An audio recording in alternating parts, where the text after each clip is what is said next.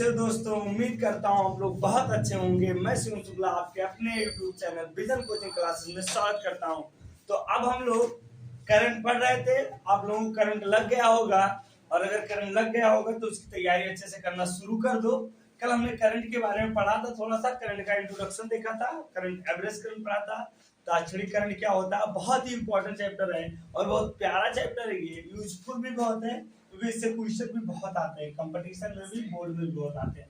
तो चलो हम चालक के अंदर विद्युत धारा कैसे बहती है, चालक के अंदर इलेक्ट्रॉन कैसे मूव करता है, जब हम इलेक्ट्रिक फील्ड लगाते हैं, जब हम बैटरी लगाते हैं, उसका हम लोग यहाँ पर अध्ययन करने जा रहे हैं। तो सबसे पहले यहाँ पर ध्यान दो, चालक में विद्युत धारा।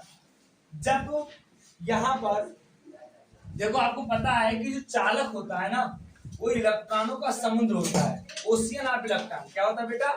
ओशियन, यानी चालक के अंदर फ्री इलेक्ट्रॉनों की संख्या बहुत अधिक होती है। अगर मैं आपको बता दूं तो 10 के पावर 28 पर मीटर क्यूब।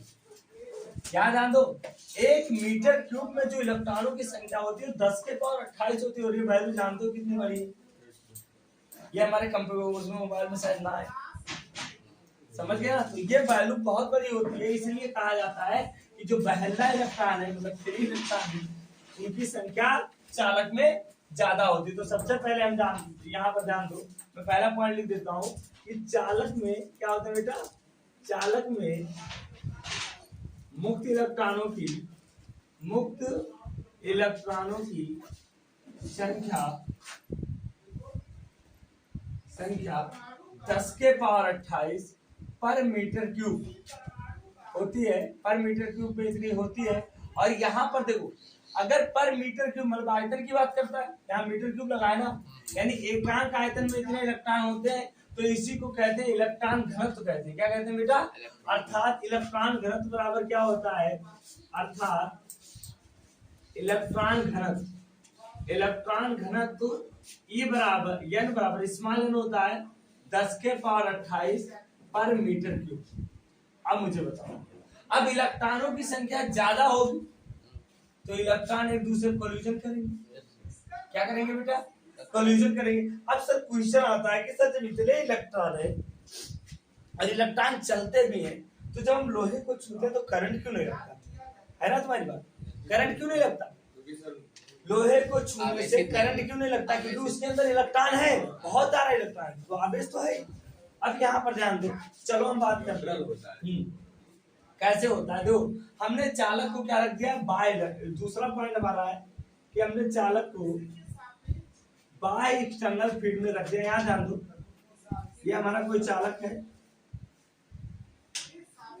इसको समझो, बहुत ही बेसिक, ये है बहुत इंपॉर्टेंट, मजा आएगा आपको। देखो यहाँ ध्यान दो, ये हमारे पास कोई चालक है, आपको पता है चालक में बहुत सारे इलेक्ट्रॉन है ना बेटा? बहुत ढेर सारे इलेक्ट्रॉन है चालक में। ये तो मैंने दिखाई दिया, कुछ थोड़ा है, मतलब ये इलेक्ट्रॉन है, ये इलेक्ट्रॉन है, और ये इलेक्ट्रॉन क्या हो रहे हैं? ऐसे बैठे हुए चालक में, बैठे रहेंगे क्या? ये मोशन करते हैं, इधर उधर रैंडमली घूमते रहते हैं, टकराते रहते हैं, ऐसे ऐसे जाते हैं। यहाँ ध्यान दो, हमने इस चालक को बाय एक्सटर्नल यानी ऐसे जगह पर रखा है जहां वैद्युत क्षेत्र है। ये क्या है बेटा? ई एक्सटर्नल, यानी हमने इस बार चालक को बाय एक्सटर्नल में रख दिया। लेकिन चालक क्या आइसोलेटेड है, इसका किसी से कनेक्शन नहीं है। जैसे तुम लोगों के साथ होता है, किसी से कोई रिश्ता नहीं रखना है, पढ़ाई करना है, पढ़ाई पे ध्यान दो, उनका बच्चा बहुत बुरा है, उनके साथ घूमो, ये तो होता है किसी बच्चे के साथ, चाहे अपना ही बच्चा, उसको बर्बाद करना। ये तो कहती है मम्मी लोग, बिल्कुल नहीं जाना है, सब्र का इंतजार करो बेटा, फल मीठा होता है। तो यहाँ पर दो, ऐसे हमने इस चालक को बिना किसी से कनेक्ट किए आइसोलेटेड हमने वैद्युत क्षेत्र मिला के पलट दिया है। अब क्या, जब वैद्युत क्षेत्र हम लगा देंगे तो यहाँ पर एक बल लगेगा। सुनो, आपको मैंने बताया कि वैद्युत क्षेत्र में जब हम किसी चालक को रखते हैं तो उस पर एक बल लगता है। उस बल की दिशा क्या होती है? इलेक्ट्रॉनों पर जो बल लगता है वो वैद्युत क्षेत्र की विपरीत लगता है, -चार्ज पर, और प्रोटॉनों पर वैद्युत क्षेत्र की दिशा में लगता है। जैसे ही हम वैद्युत क्षेत्र, बहुत फीलिंग आएगा आपको, बहुत इंपॉर्टेंट, मजा आ जाएगा। यहाँ पर ध्यान दो, जैसे ही हम वैद्युत क्षेत्र लगाएंगे तो जो ये इलेक्ट्रॉन है ना, ये इधर गति करना शुरू कर देंगे। क्या कर देंगे? कुछ देर बाद ये सभी के सभी इलेक्ट्रॉन जो है वो कहां पर आ जाएंगे बेटा?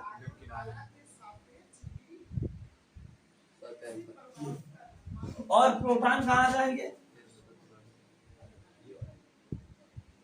अरे अभी भी इलेक्ट्रॉन इसमें रहेंगे, ऐसा नहीं कि इलेक्ट्रॉन नहीं रहेंगे, इलेक्ट्रॉन रहेंगे। लेकिन अब क्या होगा तुम ही बताओ। अब मुझे एक बात बताना बेटा, जिस पर जो फोर्स लगेगा वो या किधर लगेगा? या बराबर माइनस। अब जब इलेक्ट्रॉन इधर चले आए तो यहाँ पर इलेक्ट्रॉन डेंसिटी पड़ती, यहाँ निगेटिव चार्ज हो गया और यहाँ पर पॉजिटिव चार्ज हो गया। अब जब दोबारा इलेक्ट्रॉन आएगा तो इसको आने देंगे निगेटिव वाले, यानी इसके अंदर भी एक क्या हुआ? इंड्यूस इलेक्ट्रिक फील्ड जनरेट हो गया। क्या हो गया? प्लस और माइनस जैसे हुआ वैसे इलेक्ट्रिक फील्ड आ जाएगा। यानी अब चालक के अंदर भी आ गया और उसकी दिशा किधर होगी? इधर से प्लस से माइनस की ओर होती। यानी यहाँ पर एक इलेक्ट्रिक फील्ड आया, ई इंड्यूस्ड, ये प्रेरित करके प्रमोट करके उत्पन्न किया गया, क्योंकि इसके कारण उत्पन्न हुआ, इसे इंड्यूस करके। क्या कहते हैं? जब किसी के अब ध्यान दो, ये चालक कमजोर नहीं है इससे, क्योंकि चालक कहता है मेरे पास इलेक्ट्रॉनों की कमी नहीं है, तुम जितना फील्ड बढ़ाओगे मैं उतना ही अंदर उत्पन्न करूंगा। करेगा कि नहीं? क्योंकि फिर इलेक्ट्रॉन है, तुम जितना ज्यादा लगाओगे उतना इलेक्ट्रॉन इधर जाएंगे, उतना ही चार्ज बढ़ेगा, और चार्ज बढ़ेगा तो इलेक्ट्रिक फील्ड बढ़ेगा। अब ये सारे के सारे इलेक्ट्रॉन क्या हो जाएंगे? फ्रीज हो जाएंगे। क्या हो जाएंगे? माने अकुमुलेट हो गए, मतलब ये इस जम गए। क्या हो गए? अब इलेक्ट्रॉन मूव नहीं कर पाएंगे, मतलब यहाँ जम गए हैं। तो यहाँ पर जो ई नेट होगा, बताओ मेरे बेटा, ई नेट कितना होगा? हाँ, इसीलिए कहते हैं बाह्य वैद्युत क्षेत्र की उपस्थिति में भी क्या होता है बेटा? ई नेट बराबर क्या हो जाएगा? 0। ऐसा क्यों? क्योंकि जो ये वैल्यू उत्पन्न हुई है ना, इस इलेक्ट्रिक फील्ड के बराबर है। यानी अगर मैं बात करूं ई इंड्यूस्ड, तो ई इंड्यूस्ड जो है इंड्यूस्ड, ये बराबर है माइनस ई एक्सटर्नल। यानी ई एक्सटर्नल के क्या है बेटा?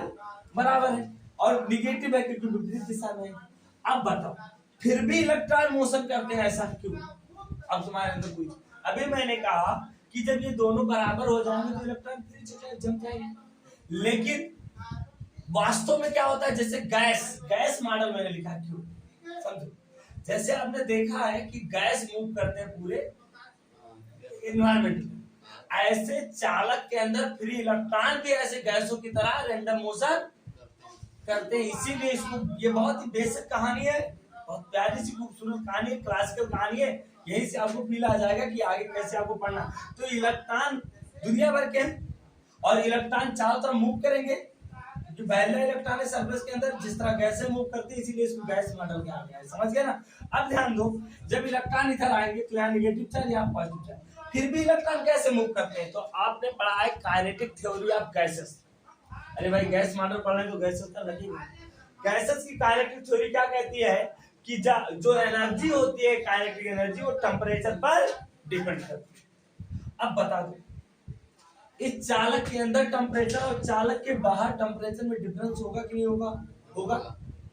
अगर मैं मान लूं कि यहाँ का टेम्परेचर 25 डिग्री सेल्सियस है, तो हो सकता है बाहर का टेम्परेचर 30 डिग्री सेल्सियस, क्योंकि चालक के अंदर की बात हो रही।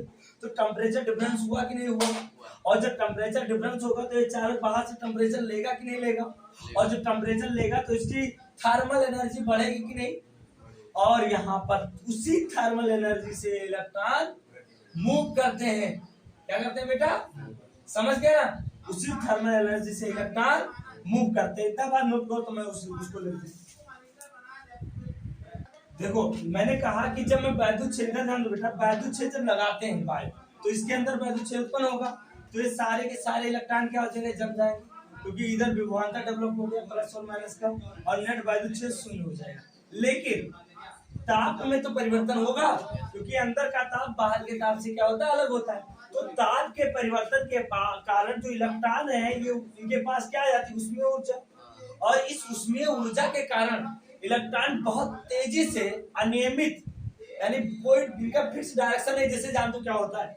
आपने बताया कि इसके अंदर परमाणु है, जैसे अभी तुमको मैं कह दूं हनुमानगढ़ी से, और तुम यहाँ तक आओ तो चौक तक और बिना टकराए, तुमको लगातार अपनी दिशा बदलनी पड़ती है कि नहीं बदलनी पड़ती है, क्योंकि सामने कोई ना कोई। तो आप भरे मार्केट में या किसी बहुत बड़े फेयर मेले में गए हो तो क्या बिना टकराए, क्या बिना दिशा बदले आप चल सकते हो? नहीं चल सकते हो। अगर उनके ऊपर कोई उनको आदेश शासन ने ना दिया हो कि सब लोग इसी डायरेक्शन में चलो। मेले के अंदर सब लोग अनियमित गति करते हैं, अलग अलग दुकानें होती हैं। जैसे टीचर जब नहीं रहता कमरे में तो क्या होता है, किसी का डायरेक्शन इधर, किसी का डायरेक्शन उधर, टीचर आ जाता है टूवर्ड्स द बोर्ड, वही हाल है। यानी सारे के सारे लोग बहुत सारे लोगों के बीच में होते हैं, तो लगातार क्या होते हैं, टक्कर होता है उनकी दिशा। तो इसी प्रकार इलेक्ट्रॉन के पास तो उसमें ऊर्जा होती है जिसकी आप देख रहे हो, इसका विचाल है 10 के पावर 5 मीटर पर सेकंड, यानी 1 सेकंड में कितना मीटर जाता है, 10 के पावर 5, तो यानी 100 किलोमीटर। इलेक्ट्रॉन 1 सेकंड में कितने किलोमीटर जाता है, 100, इतना स्पीड होता है। और ये चाल अनियमित होती है। दूसरी बात, जब इलेक्ट्रॉन चलते हैं तो इलेक्ट्रॉन अकेले तो है नहीं इसके अंदर, क्योंकि इसके अंदर प्रोटॉन बैठा हुआ है काफी और अन्य इलेक्ट्रॉन है। तो जब ये चलते हैं तो टकराते हैं, क्या करते हैं, ये देखो यहाँ ध्यान दो, ये इलेक्ट्रॉन यहाँ से चल, इससे टकराने का मतलब ये नहीं कि एक्सीडेंट हो जाए, ये जैसे देखते दूर ही से लौट आते हैं। जैसे तुम लोग नहीं होता है, साइकिल चलाए, बाइक वाला बगल से मुड़, टकराना कोई नहीं चाहता है ना। तो ये जाते तो इसका फोन लगता है, इनकी दिशा लगातार। तो ये देखो बेटा, यहाँ ध्यान दो, बहुत बड़ी बात, ये दूरी तो ज्यादा तय करते हैं, लेकिन ये लगातार गति करने के कारण इनका जो नेट विस्थापन है, ये देखो यहाँ से लौटा, फिर यहाँ आ गया, फिर ये इधर आ गया, फिर ये इधर आ गया। यानी इस कण के लगातार मूव करने से इसका विस्थापन बहुत कम चेंज हो जाता है, क्योंकि ज्यादा दूरी तय करता है। विस्थापन दूरी तो कुल लंबाई होती है, लेकिन विस्थापन प्रारंभिक और अंतिम बिंदु के बीच की दूरी होती है। तो लगातार इनके चक्कर करने से इनका क्या होता है, विस्थापन बहुत कम चेंज होता है, लगभग नगण्य होता है। नेट विस्थापन क्या होता है, शून्य होता है। और जब नेट विस्थापन शून्य होगा तो औसत वेग क्या होगा, शून्य। क्या होगा बेटा, औसत वेग शून्य होगा। इसलिए क्या होता है, औसत वेग शून्य होता है। इतना नोट करो आप। यहां पर ध्यान दो बेटा कि जब ये आपको लग रहा है, जब हम बाह्य वैद्युत क्षेत्र रखेंगे और उसके पास ऊर्जा भी है, तो इलेक्ट्रॉन गति करेगा, और जब गलत करेगा तो इलेक्ट्रॉन की वेग बढ़नी चाहिए। और इलेक्ट्रॉन का अगर वेग बढ़ेगा, यानी वेग में परिवर्तन होगा, तो इसमें त्वरण उत्पन्न होना चाहिए कि नहीं होना चाहिए। लेकिन अभी मैंने कल बताया कि यहाँ पर हम पूरे इसमें नियत त्वरण की बात करेंगे। तो सर ये कैसा झूठ बोल रहे हो आप, चलो मैं बताऊं कैसे होता है, सुनो मेरी बात। जैसे वही वाली हाल है कि जब तुम खेलने के लिए घर से निकलना चाहते हो और तुम्हारे पापा खड़े हो घर के अंदर, तो क्या होता है, यहाँ ध्यान दो, ये हमारा नाभिक है प्लस, ये भी हमारा नाभिक प्लस, में 3 को रोल में बना लेता हूँ। यहाँ से इलेक्ट्रॉन निकला, यहाँ से इलेक्ट्रॉन निकला, ये इलेक्ट्रॉन चला तो धीरे धीरे इसकी वेग बढ़ी, फिर तुरंत जीरो, सामने पापा खड़े, उसको बाहर जाना था, हुआ ना वेग जीरो, टकराया ना, फिर यहाँ से आगे बढ़ा, फिर ये जैसे जैसे बढ़ाने लगा, जैसे फिर वेग जीरो, फिर बढ़ा, फिर वेग जीरो। यानी ये जितना ज्यादा अपने आप को बढ़ाता है, फिर वही का वही वेग, मतलब ये बढ़ता है लेकिन बाद में फिर घट जाता है, फिर बढ़ता है फिर घट जाता है, तो रिजल्टेंट क्या रहेगा, वही नेट रहेगा ना। यानी इसका नेट जो वेलोसिटी है वो इंक्रीज, यानी वेलोसिटी यहाँ पर क्या आ गई, वेलोसिटी जो है इसकी ज्यादा परिवर्तित नहीं हो रही है, वही की वही वेलोसिटी है, जितना पहले था यहाँ आया घट गया, फिर वही गेन कर लिया, फिर घट गया, फिर वही गेन कर लिया। तो यहाँ पर जो नेट वो होगा, क्या बोलते हैं, नेट वेलोसिटी में जो परिवर्तन होगा, क्या होगा बेटा, डेल्टा बी, क्या होगा, वो क्या होगा, वो जीरो होगा। इसीलिए जिसमें जो त्वरण उत्पन्न होगा, क्या होगा बेटा, त्वरण ए नेट, वो क्या होगा बेटा, शून्य होगा, क्योंकि जब परिवर्तन ही नहीं होगा तो त्वरण कैसे आएगा।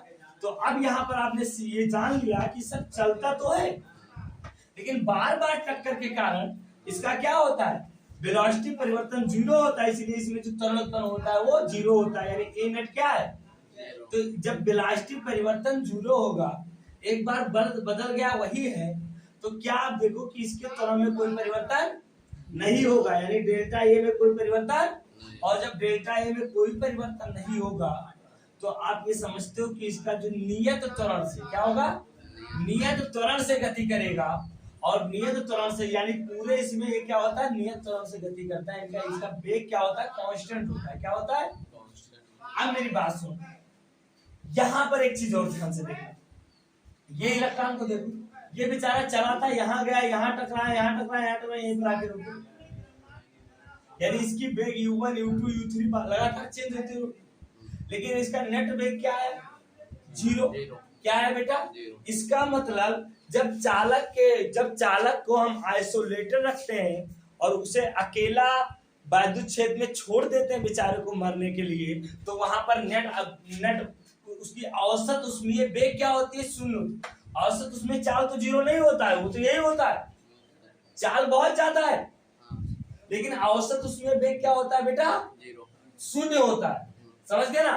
देखो, जब यहां पर लिख देता हूं, जब हम यहां पर देखो, जब हम चालक मतलब आइसोलेटेड, क्या होता है बेटा, आइसोलेटेड मतलब क्या होता है, अकेला। चालक को मतलब विलगित, जब हम आइसोलेटेड चालक को बाह्य वैद्युत क्षेत्र में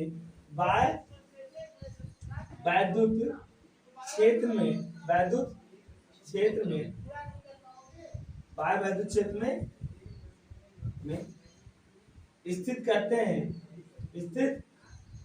करते हैं तो नेट क्या होता है बेटा, तो इलेक्ट्रॉनों का औसत उसमें वेग क्या होता है, 0 होता है। समझिए कैसे होता है, देखो जहां पर था वही चला है, तो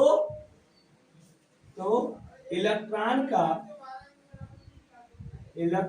का औसत ऊष्मीय वेग क्या होता है बेटा, औसत ऊष्मीय वेग 0 होता है।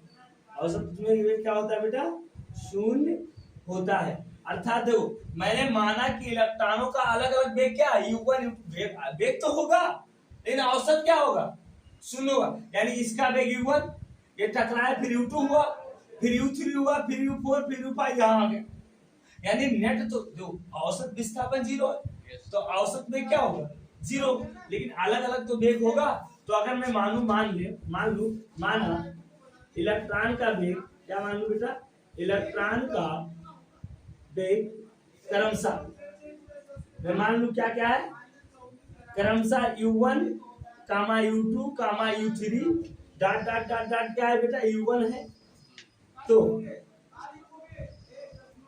क्या हो जाएगा बेटा, u एवरेज क्या हो जाएगा बेटा, u एवरेज बराबर हो जाएगा, u1 plus u2 plus u3 plus dot dot dot un बटा n बराबर क्या हो जाएगा, 0।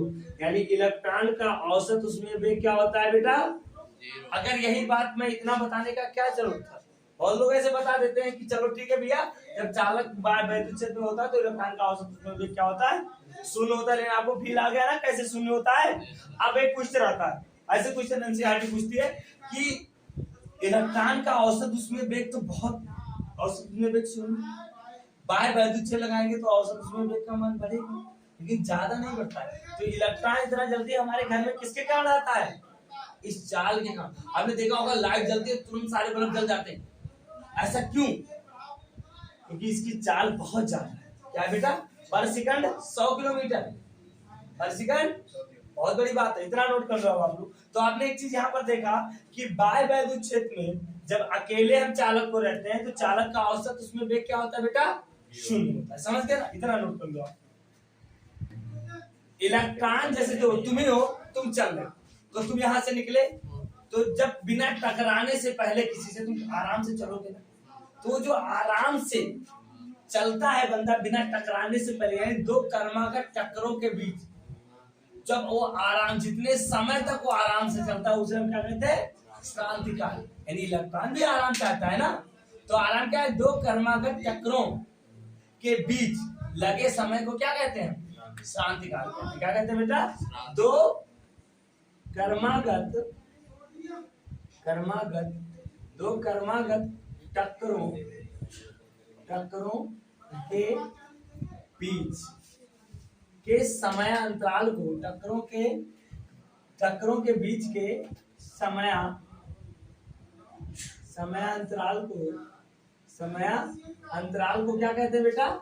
अंतराल को शांति काल कहते हैं। विश्राम काल भी इसी को कहते हैं। शांति काल भी सर, शांति काल। शांति काल मतलब शांत शांत एकदम मतलब विश्राम है, यानी शांति काल कहते हैं। इंग्लिश में यार रख लो यार, रिलैक्सेशन टाइम, रिलैक्स होके। अरे नहीं टकराते हो तभी तो रिलैक्स होके चलते हो। क्या कहते हैं बेटा? समय अंतराल को शांति काल कहते हैं। इसे किससे लिखते हैं? इसे टाउ से प्रदर्शित करते हैं। छोटी सी डेफिनेशन है यार, प्रदर्शित करते हैं। इंपॉर्टेंट तो सब है। रिलैक्सेशन टाइम,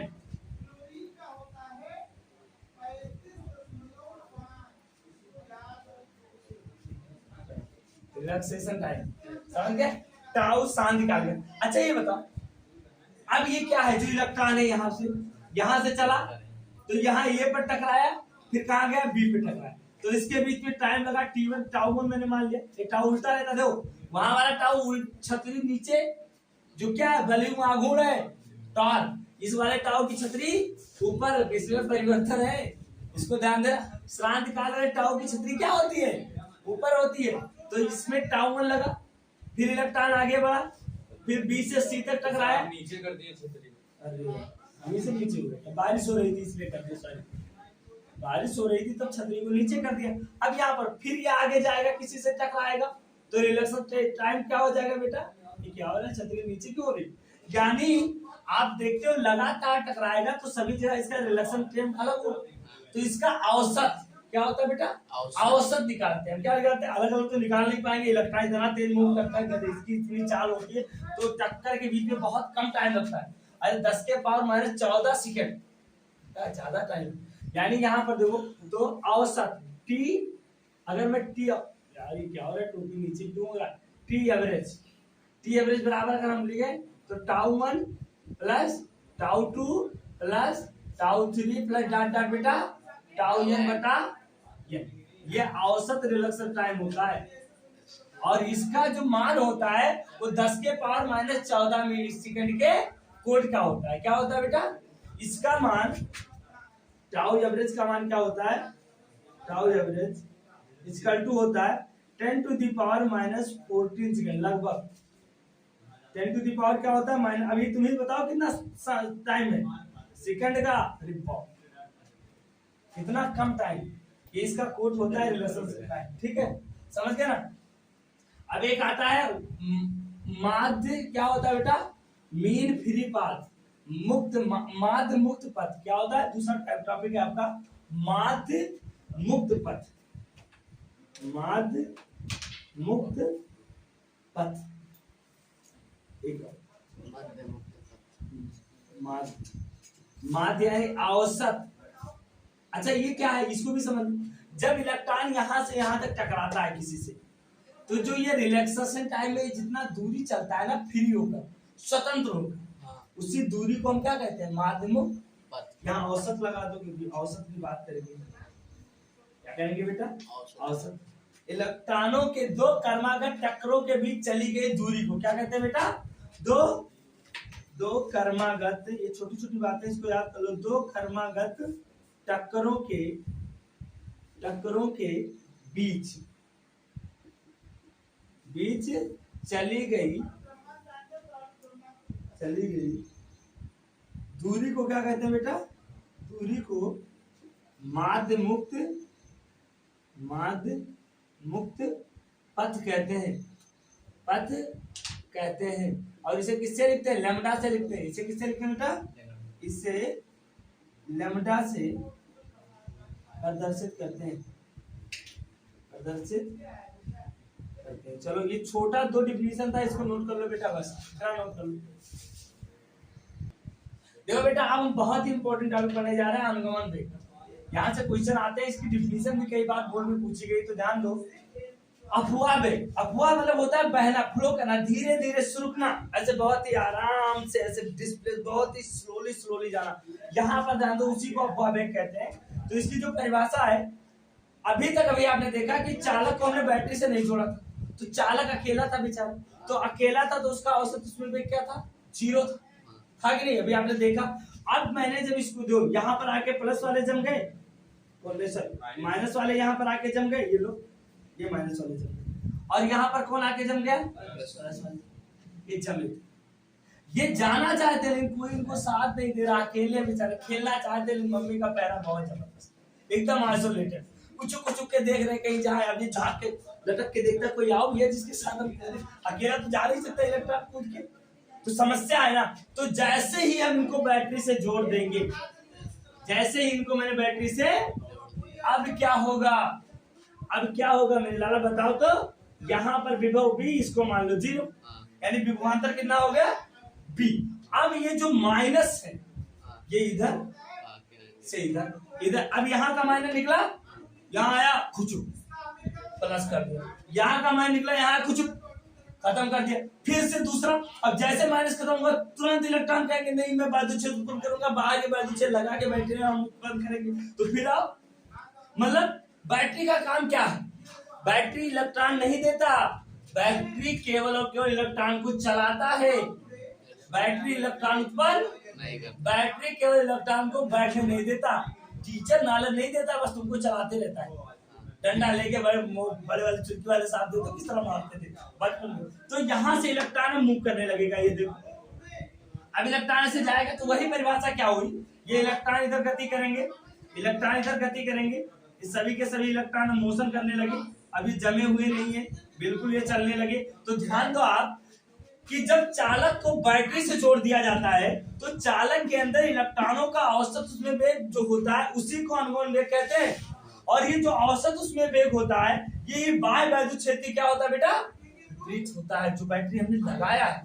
यहाँ पर ध्यान दो, तो इसकी परिभाषा कैसे बताओगे, जब चालक बैटरी से जुड़ी होती, तो बैटरी से जुड़ी गई ना, तो चालक के अंदर इलेक्ट्रॉनों के औसत उसमें वेग को क्या कहते हैं बेटा, अनुगमन वेग कहते हैं, और इसे किससे प्रदर्शित करते हैं, बीडी से, बीडी से प्रदर्शित करते हैं, यानी बी और डी, बी फॉर वेग, डी फॉर ड्रिफ्ट, मतलब अफवाह वेग, ठीक है। अब यहाँ पर ध्यान, अब क्या होगा, आपने देखा इसका चाल तो जाता है भाई 10 के पावर 5 मीटर पर सेकंड, लेकिन जो इसका औसत उसमें वेग होता है ना उसका मान बहुत कम होता है, क्या होता है बेटा, बहुत कम होता है। तो इसका मान क्या होता है, मैं बात करूं, इसका मान यानी बीडी का मान लगभग जो होता है बराबर होता है 10 के पावर -4, वो कहाँ 10 के पावर 5 है, कहाँ 10 के पावर -4 मीटर पर सेकंड के कोटि का होता है, क्या होता है बेटा, कोटि का होता है, मतलब इस पावर का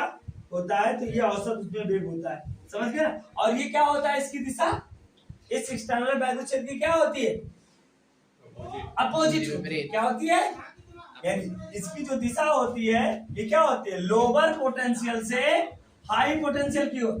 अरे यहाँ प्लस जुड़ गया, ये प्लस के का, यहाँ माइनस जुड़ गया, अब समझ गया, तो ये प्लस है, इस इलेक्ट्रॉन को खींचेगा, -20 प्रोटॉन को खींचेगा, तो यहाँ पर जो इसकी जो दिशा होगी, इसकी दिशा कहां से होगी बेटा, इसकी दिशा उच्च विभव से निम्न विभव से उच्च विभव की ओर, क्या होता है बेटा, इसकी दिशा निम्न विभव से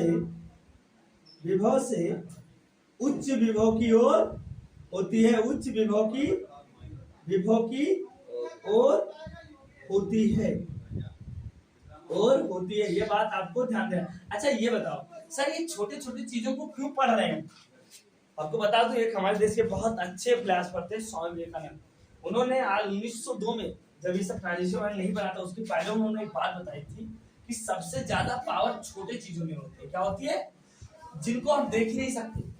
मतलब जब से हमने छोटे इलेक्ट्रॉन के अंदर घुसना शुरू किया ना, जब से हमने प्रोटॉन को पढ़ा ना, इलेक्ट्रॉन के घुसने के कारण इलेक्ट्रॉन के अंदर इनकी ऊर्जा स्तर में जब होंगे तो मोबाइल है वेब, तो पावरफुल है, आज के अंदर डाटा बहुत पावरफुल है, यानी माइक्रो लेवल के जो ये ऑब्जेक्ट है इनके पास बहुत ज्यादा पावर होती है, और उतना ज्यादा साइंस क्या हो रहा है, पावरफुल हो रहा है, समझ गए ना।